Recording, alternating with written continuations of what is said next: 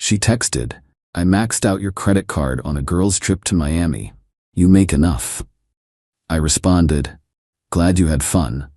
Then I reported the card as stolen and filed a police report with her texts as evidence. When 2 detectives showed up at her workplace, Original Post 5 Mail got the text at 11:15 a.m. on a Monday while I was in a budget meeting at work. My girlfriend Brianna, 29, had borrowed my backup credit card for emergencies when she started her new job 3 months ago. We'd been together 2 years, living together for the last 8 months in my condo. The text, "Hey babe, had the best weekend in Miami with the girls. Maxed out the card but you make enough lol. Love you." Attached were photos, bottle service at some club, designer shopping bags, first-class plane seats, her and 3 friends popping champagne on a yacht. I stared at my phone under the conference table. The card had a $15,000 limit, my emergency card, for actual emergencies. My response, "Glad you had fun." She sent back heart emojis and, "You're the best." I excused myself from the meeting, went to my office, and pulled up the credit card app. $14,847.23 in charges over 3 days. Nobu Miami, Louis Vuitton, 4 Seasons Hotel Suite, yacht rental, Dom Perignon at multiple clubs. Here's the thing about Brianna. She made $42 a year as a marketing coordinator. Lived paycheck to paycheck, always talking about manifesting abundance and living her best life. I made decent money as a software engineering manager, but I'm not funding anyone's Instagram fantasy. I scrolled back through our texts, found it. 3 months ago when I gave her the card. Me, "This is only for emergencies, real emergencies." Her, "Of course, baby. I would never abuse this, just for peace of mind." I took screenshots of everything. The original agreement, today's confession, the charges. Then I called the credit card company. "I need to report fraudulent charges on my card." "Sir, do you have the card in your possession?" "No. It was stolen." "We'll freeze the card immediately and send you a fraud packet." "Will you be filing a police report?" "Absolutely." 20 minutes later, I was at the police station with printed screenshots. The desk sergeant looked at the evidence. She admitted to using the card without authorization. She had authorization for emergencies only. This was clearly not an emergency, and she knew the limit and deliberately maxed it out. According to her own message, yes. He shook his head. "We see this more than you'd think. The detective will want to speak with her." I filled out the report. Fraud over $10,000 is a felony in my state. Went back to work. Turned off my phone. Had 3 more meetings. Acted completely normal. Got home around 6 p.m. Brianna was on the couch, wearing new designer sunglasses, scrolling through her phone. "Hey babe, you're late. I ordered Thai food with my card since yours isn't working for some reason." "Must be a glitch," I said. She chattered about Miami while we ate, the incredible networking opportunities, and how investing in experiences was so important. I nodded along. That night, she tried to get intimate. I claimed I was tired from work, slept on my side of the bed, mentally calculating how to protect my assets. Tuesday morning, left for work early. She was still asleep, probably exhausted from her investment in experiences. Update 1, 3 days later. The detectives moved faster than I expected. Thursday, 2 p.m., my phone exploded. 63 missed calls from Brianna. Texts ranging from, "What the hell? The police are here at my work. Are you serious right now? This has to be a mistake. Call me back now. I'm being arrested. This is insane over a little shopping." Then nothing for 2 hours. Then a call from an unknown number. "Is this Mr. Me?" "Yes. This is Monica, Brianna's friend. She's been arrested for credit card fraud. She said you need to drop the charges immediately." I didn't press charges. I reported fraud. The state pressed charges. Over a credit card you gave her? Are you insane? I gave her a card for emergencies. She spent $15,000 on bottle service and designer bags. She's your girlfriend. Was. Past tense. You're seriously gonna ruin her life over money? You make 6 figures. And she makes $42,000 but spent $15,000 in a weekend. That's called theft. Monica went on a rant about how I was controlling, abusive, petty, and would die alone. I hung up. The calls started flooding in. Her mom, Deborah, her sister Alexis, friends I'd never even met, all with the same script. How could I do this? It's just money. I'm ruining her life. I need to fix this. My response to everyone: she stole $15,000 and admitted it in writing. This is a legal matter now. Got home to find Brianna's stuff still there but her car gone. She'd been released on her own recognizance but hadn't come home. That evening, Alexis showed up at my door with 2 guy friends, big dudes, trying to look intimidating. "We need to talk," she said. "No, we don't. You're trespassing. Leave now or I call the police." One of the guys stepped forward. "Just hear her out, man." I held up my phone, already recording. "I have cameras all over this building. You're on them right now. Leave, now." They exchanged looks and left, but not before Alexis said, "You have no idea who you're messing with." I deadbolted the door and called my lawyer buddy Tom. "I need a restraining order and an eviction notice drafted." "What's the lease situation?" "She's not on it. Month-to-month tenant at best. I'll have both ready tomorrow." That night I installed an extra door camera and changed my door code, moved her stuff into boxes in the living room, found a notebook while packing. She'd written manifestation goals on the cover. Inside, vacation to Miami, check. Get Brandon to pay off my student loans. My name is Brandon. Move into a luxury apartment. Convince B to propose by end of year. I photographed every page. Update 2, 1 week later. Brianna tried the emotional manipulation route hard. She showed up Sunday morning looking deliberately disheveled. No makeup, messy hair, sweatpants, crying before I even opened the door. "Please, Brandon, please, I'm sorry, I got carried away. I'll pay it all back."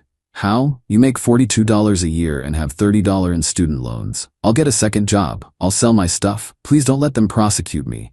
I could go to prison over a mistake." Stealing $15,000 isn't a mistake, it's a crime. "I didn't steal it. You gave me the card. For emergencies. You knew that. You admitted knowing that in your text." She switched tactics. "I've been so depressed. The pressure from social media. Everyone's living these amazing lives and I just wanted to feel special for once. I think I need therapy, not jail." "You can get therapy. Jail has counselors. How can you be so cold? We lived together. We talked about marriage." "You talked about marriage. Specifically, about me proposing by year's end according to your manifestation journal." Her face went white. "You went through my stuff?" "While packing it. It's in boxes by the door. You have 72 hours to get it per the eviction notice." She lost it. Full screaming meltdown on my doorstep. "You're a monster, a petty, vindictive monster. I hope you die alone. No woman will ever love you." The neighbors came out. I stayed calm, recording everything on my phone. "Brianna, you need to leave. The restraining order paperwork is filed. If you don't leave, I'll call the police." "Call them. Tell them how you're ruining my life over nothing." Mrs. Patterson from next door piped up. "Honey, you just admitted to stealing his credit card on his doorstep camera. You should probably stop talking." Brianna spun around. "Mind your own business, you old bat." "Old bat who used to be a prosecutor," Mrs. Patterson said cheerfully. $15,000 in credit card fraud? That's prison time, sweetheart." Brianna ran to her car and peeled out. Monday brought the escalation. Her mom, Deborah, called my office. Got through to my boss by claiming to be a client. "Your employee Brandon is destroying my daughter's life. He's vindictive and abusive." My boss called me in. I showed him the police report and texts. "Jesus, 15 grand in Miami? Is she insane?" "Apparently." "Take the day if you need to deal with this." "I'm good. Work keeps my mind off it." But Deborah wasn't done. She posted on the company's Facebook page, Google reviews, everywhere. "Brandon last name is an abuser who preys on young women." HR had to get involved. I provided all documentation. They sent Deborah a cease and desist. Tuesday, Brianna's lawyer contacted me. Not a criminal lawyer, some personal injury ambulance chaser she found. "My client is willing to settle this matter civilly. She'll agree to pay back $5,000 over 2 years if you drop the criminal charges." I can't drop charges I didn't file. The state filed them based on her written confession. "You reported it because she stole $15,000. She's facing 5 to 10 years in prison." Should have thought about that before the yacht rental. "You're being unreasonable. She's young.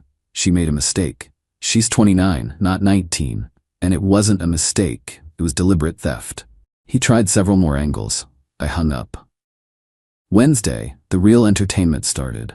Brianna went on social media with her version of events. "My controlling ex-boyfriend is trying to destroy my life. I used a credit card he gave me and now he's having me arrested. This is what happens when you date insecure men who can't handle successful women living their dreams. Abuser, narcissistic abuse, toxic masculinity. The comments were mixed. Her friends rallied around her, but then someone asked, "How much did you charge?" She didn't answer. Someone else found the public arrest record. $15,000? Girl. The tide turned fast. People started calling her out. She deleted the post, but screenshots were already circulating. Update 3, 2 weeks later.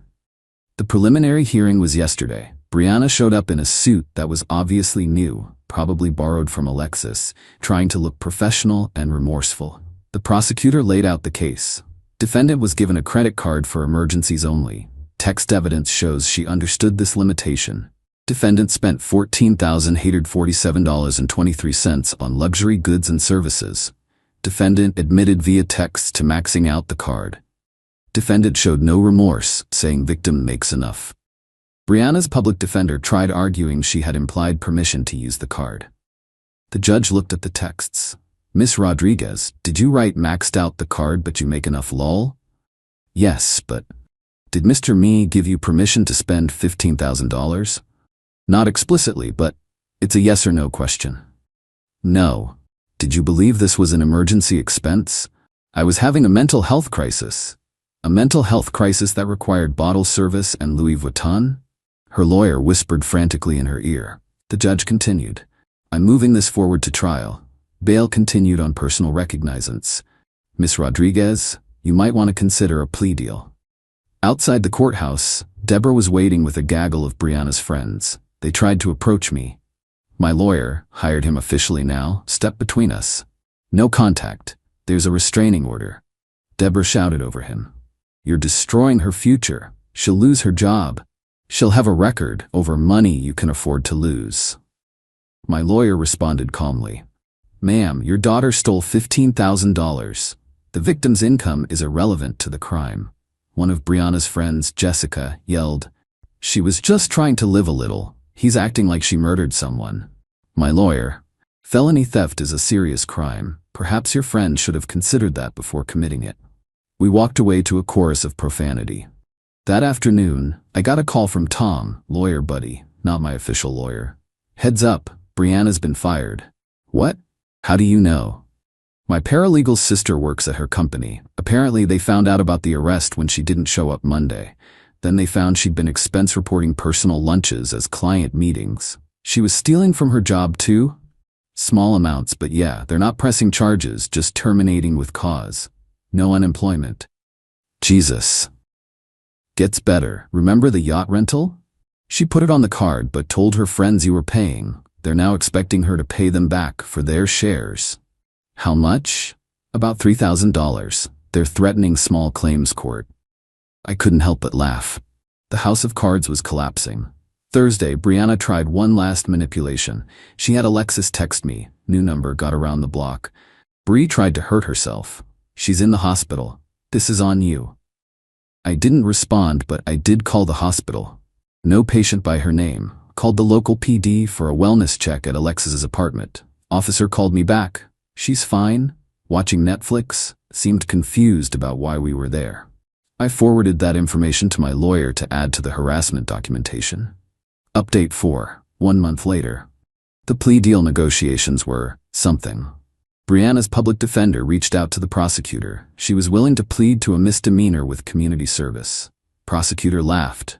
Counteroffer: plead guilty to felony theft, 2 years probation, full restitution, 200 hours community service. She refused. Wanted to go to trial. Her lawyer tried to talk sense into her. Meanwhile, the civil lawsuit from the credit card company hit. They wanted their $14,847.23 back, plus interest, plus legal fees. She was served at Alexis's apartment. Alexis called me from yet another new number. "You need to stop this. Bree can't handle it. She's talking about leaving the country." That would violate her bail conditions. "She's desperate. Just tell them you gave her permission." That would be perjury. "You're such a piece of shit. You have the money. Had. Past tense. Spent it on a lawyer to deal with your family's harassment." She hung up. Next day, Brianna did something spectacularly stupid. She went on a podcast, some small empowerment podcast hosted by her friend Nicole. titled When Love Turns to Legal Warfare, My Story. She told her version for 45 minutes, how I was controlling, how I financially abused her by making her feel bad about not earning as much, how the Miami trip was her reclaiming her power, how I was weaponizing the legal system. Then Nicole asked, "But did you have permission to use the card for the trip?" Brianna paused. "He gave me the card. That's permission. For anything." "Well," he said, "emergencies, but self-care is an emergency. Mental health is health." "So you didn't have explicit permission for the Miami trip?" "Nicole, whose side are you on?" "I'm just trying to understand. I'm done with this interview." She stormed off. The podcast went viral in our local area. The prosecutor added it to evidence. Her public defender dropped her, said she was actively harming her own defense. She had to get another one. The Instagram influencer lifestyle she was trying to portray crumbled fast. The friends from Miami distanced themselves. The yacht rental company was pursuing her for additional damages. Apparently, there was champagne damage to the deck. Even her manifestation coach, yes, she paid someone for that, dropped her as a client. But the best part? Remember those designer items she bought? She tried to return them. Stores wouldn't take them back because she'd worn them and posted photos. She tried selling them online. Listed a $3,000 Louis Vuitton bag for $2,800. Someone commented, "Isn't this the bag you stole with your ex's credit card?" The listing got reported and removed. Update 5. 6 weeks later, trial got scheduled for next month, but Brianna finally cracked. Her new lawyer, a tired-looking public defender named Mr. Fredericks, called mine. She wants to take the plea, any plea. She can't do this anymore. The final deal, guilty plea to felony theft, 3 years probation, $14,847.23 restitution to the credit card company, 300 hours community service, felony reduced to misdemeanor after successful completion of probation. She had to allocute, admit in detail what she did in court. Standing there in front of the judge, her family, and a half-full courtroom, she had to say, "I used a credit card that wasn't mine to make unauthorized purchases totaling $14,847.23. I knew I didn't have permission for these purchases. I did it anyway." The judge asked, "Do you understand you're pleading guilty to a felony?" "Yes." "Do you understand this will be on your record?" "Yes." "Do you understand you'll have to pay full restitution?" Her voice cracked. "Yes." The gavel came down. Convicted felon. Outside the courthouse, Deborah tried one more time. "I hope you're happy. You destroyed her life." "No, ma'am. She destroyed her own life. I just refused to let her destroy mine too." Brianna wouldn't even look at me. She was already on her phone, probably trying to figure out how to spin this for social media. The aftermath was swift. She couldn't get a job anywhere that ran background checks. Had to move back in with Deborah, set up a payment plan for restitution. Ethan, $200 a month for roughly 6 years. Started her community service at a local food bank. The friends from Miami sued her in small claims court and won. Another $3K she owed. The yacht rental company got a judgment against her for $5 in damages. Her Instagram went from 10K followers to 2K. Then she made it private, then deleted it entirely. Final update, 3 months later. I thought I was done updating, but the final chapter is too perfect not to share. Last week, I got a notification that someone tried to use my information to open a new credit card. Yeah, she tried it again. This time she apparently had gotten hold of an old pay stub from when we lived together and tried to use my SSN and income info to apply for a card in my name. The application was flagged because I'd frozen my credit after the initial incident. The credit card company called me to verify. I went straight to the police. Again, this violated her probation. Big time. Yesterday was her probation violation hearing. She tried to claim it was a misunderstanding, that she thought she was applying for her own card and accidentally used my information. The judge pulled up the application. She'd put her name as an authorized user on an account in my name. "Miss Rodriguez, you're asking this court to believe that you accidentally memorized your ex-boyfriend's social security number and accidentally entered his annual income instead of yours?" I was confused. Confused? You listed his employer, his exact salary, his birth date. Her lawyer just shook his head. The judge revoked her probation, sentenced her to 18 months in minimum security prison. She'll serve probably 8 to 12 with good behavior. Deborah screamed. Alexis cried. Brianna fainted. Actually fainted. As court officers helped her up to take her into custody, she looked at me with pure hatred. You destroyed my life over money. The judge interjected. No, Miss Rodriguez, you destroyed your life over money. Money that wasn't yours. She was led away in handcuffs. Deborah followed me to the parking lot, keeping her legal distance but screaming. She made one mistake. 2 mistakes, I corrected. She tried to steal from me twice. 15,000 is nothing to you. It's not about the amount, it's about the principle. You have no principles, you're vindictive. I'm vindictive. Your daughter stole from me, got caught, faced consequences, and then tried to steal from me again. But I'm the bad guy? She had no response to that. Just stood there, crying and shaking. I got in my car and drove away. Felt nothing but relief. Tom called me later that evening. You know Alexis posted about you again? Don't care. She's calling you a class traitor for sending Brianna to prison. Class traitor? Her family has more money than mine. They just refuse to pay for Brianna's BS. Yeah, apparently Deborah has a healthy retirement fund, but wouldn't cover the restitution because Brianna needs to learn. Learn in prison, I guess. The truth is, I could have absorbed the 15K loss. It would have hurt, but I could have managed. But that was never the point. The point was that she felt entitled to steal from me because I made enough. She believed my success meant she could treat me like an ATM. And when caught, instead of showing remorse, she tried to manipulate, threaten, and harass me into compliance. Then she tried to steal from me again. My new girlfriend, yes, already, met her at a cybersecurity conference, asked if I felt guilty about Brianna going to prison. No, I feel guilty. It took me 2 years to see who she really was. Would you do anything differently? Yeah. I'd have never given her the credit card in the first place. We're taking a trip to Costa Rica next month. Separate credit cards, separate rooms until we get more serious. Clear boundaries from day one. Brianna's friends still occasionally try to contact me through fake profiles. The messages range from calling me heartless to begging me to help with her commissary fund. I block them all. The credit card company sent me a letter. They're pursuing the criminal restitution through the court. I'll probably never see that money again, but that's fine. The 15K was worth the education. Expensive lesson, but learned. When someone shows you who they are, believe them. Entitlement doesn't go away, it escalates. You make enough is code for, I deserve your money. Never, ever give someone access to your finances unless you're married, and even then, be careful. Document everything. To those saying I went too far, she stole $15,000, admitted it, showed no remorse, and then tried to steal more while on probation. I didn't go far. The law did exactly what it's supposed to do. Brianna, if you're reading this from your minimum security cell, that manifestation journal you kept, you manifested this. Congratulations.